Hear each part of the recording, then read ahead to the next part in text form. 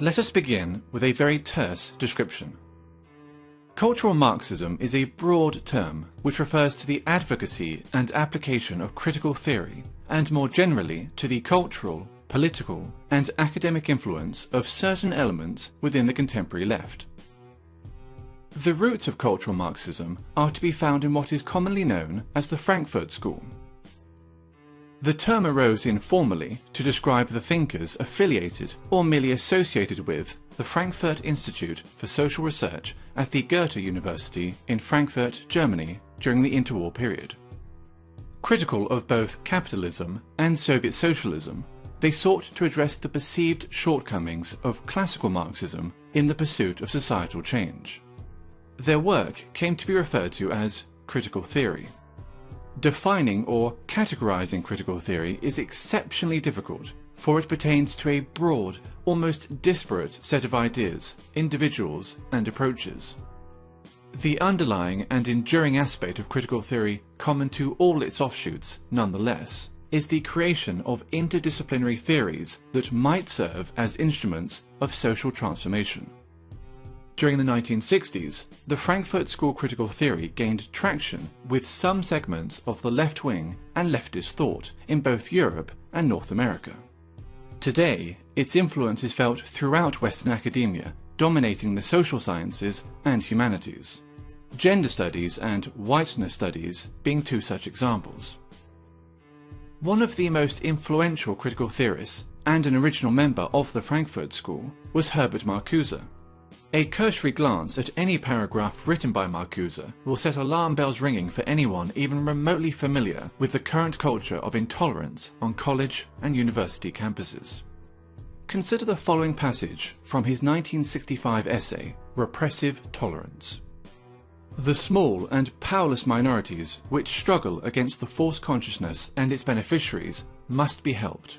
Their continued existence is more important than the preservation of abused rights and liberties, which grant constitutional powers to those who oppress these minorities. Social justice, feminism, neo-progressivism, and post-colonialism, to name but a few, are all movements inspired by or born out of critical theory, and thus all come under the umbrella of cultural Marxism.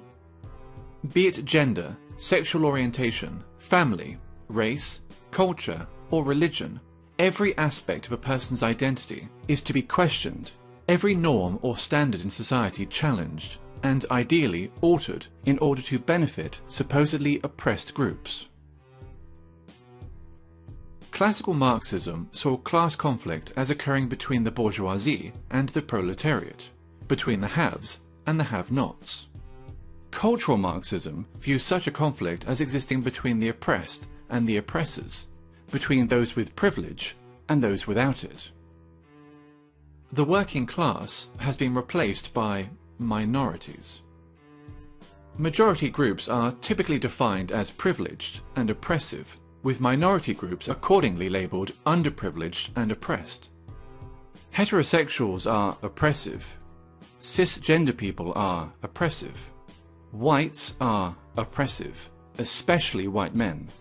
Christians are oppressive. Those that do not fit into these groups are thus considered oppressed.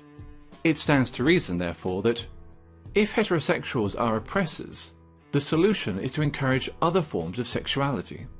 If whites are oppressors, the solution is racial diversity. If cisgender people are oppressors, the solution is to encourage transgenderism. If Christians are oppressors, the solution is to propagate Islam.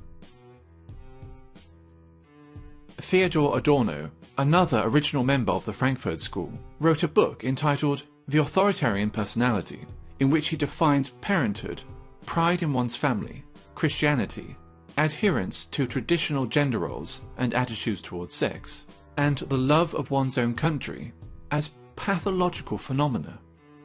This tendency to pathologize opinions and life patterns, which are not in accordance with its own political ends, is characteristic of cultural Marxism.